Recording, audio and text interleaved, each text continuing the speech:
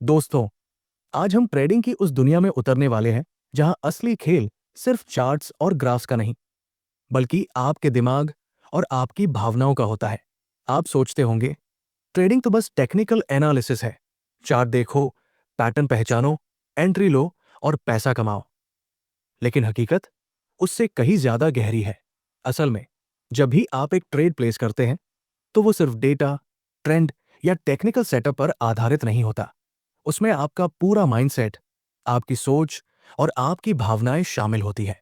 यही वजह है कि सफल ट्रेडिंग का पहला नियम है अपने दिमाग को जीतना। तभी आप मार्केट को जीत सकते हैं। अब जरा सोचिए, मार्केट की असली बाधा कौन है? Data, chart, news? नहीं, सबसे बड़ी बाधा है डर और लालच। डर कब आता है?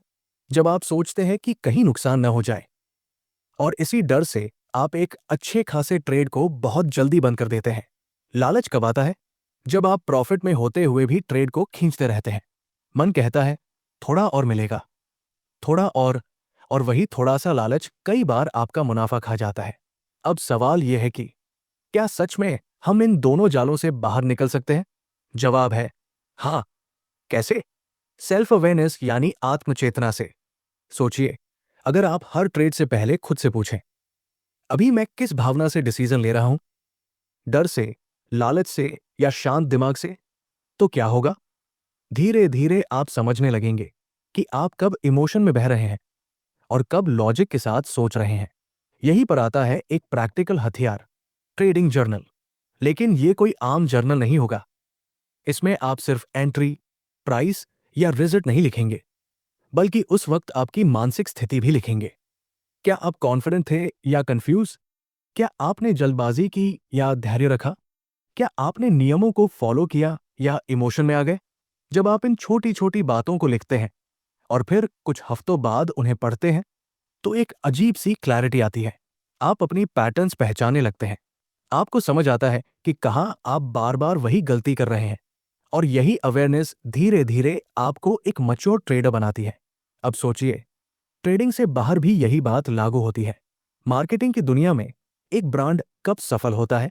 जब वो सिर्फ प्रोडक्ट बेचने की कोशिश नहीं करता, बल्कि अपने कस्टमर्स की भावनाओं को समझता है, उनका डर, उनकी उम्मीदें, उनकी इच्छाएं। तभी तो वो दिल तक कनेक्ट करता है। इसी तरह, जब आप अपनी भावनाओं को पहचानना और उनसे डील करना सीख लेते हैं, तो आपकी ट्रेडिंग भी उतनी ही भरोसेमंद बन जाती है जितनी किसी ब्रांड की क्रेडिबिलिटी। लेकिन कहानी यही खत्म नहीं होती, क्योंकि एक और खतरनाक जाल है, कंफर्मेशन बायस। यानी आप वही डेटा देखते हैं, वही एनालिसिस मानते हैं जो आपकी राय को सपोर्ट करता हो, बाकी सब इग्नोर कर देते हैं।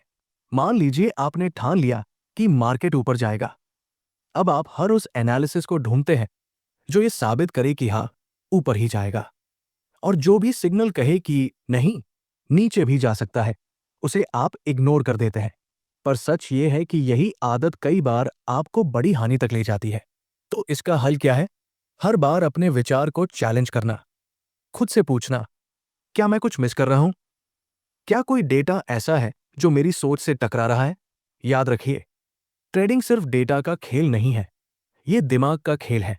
और जो अपने दिमाग को जीत लेता है, वही लंबे समय तक टिकता है। अब आते हैं अध्याय 7, भाग 2 की ओर। ट्रेडिंग और इमोशंस की बात करें तो एक और बहुत बड़ा ट्रैप है ओवर ट्रेडिंग। यानी आप लगातार ट्रेड करते जा रहे हैं, बस इस उम्मीद में कि कहीं ना कहीं कोई मौका मिल ही जाएगा। लेकिन जरा सोचिए, क्या हर मौके पर एक्शन लेना जरूरी है? असल में ओवर ट्रेडिंग आती है एक गहरी इनसिक्योरिटी से। ये उस डर से निकलती है कि अगर मैंने ट्रेड मिस कर दिया तो। और इसी FOMO, fear of missing out, में आप बार बार बेवजह ट्रेड्स लेने लगते हैं। लेकिन सच्चा ट्रेडर जानता है कि सही मौके का इंतजार करना ही असली कला है। कई बार सबसे अच्छा ट्रेड वही होता है जिसे आप लेते ही नहीं, क्योंकि आपने अपने नियमों का पालन किया। यही है ट्रेडिंग का असली डिसिप्लिन। और मान लीजिए आपने अपने लिए कुछ नियम बना भी लिए, तो क्या बस इतना ही काफी है? नहीं, असल चीज है उन नियमों पर टिके रहना। इसी से एक प्रोफेशनल ट्रेडर और बाकी ट्रेडर्स में फर्क पड़ता है। अब मैं आपको एक पावरफुल अभ्यास बताता हूं, ट्रेडिंग रूल्स कार्ड। एक छोटा सा कार्ड बनाइए जिसमें आपके टॉप 5 नियम हो। जैसे, मैं सिर्फ सेटअप मिलने पर ही ट्रेड करूंगा।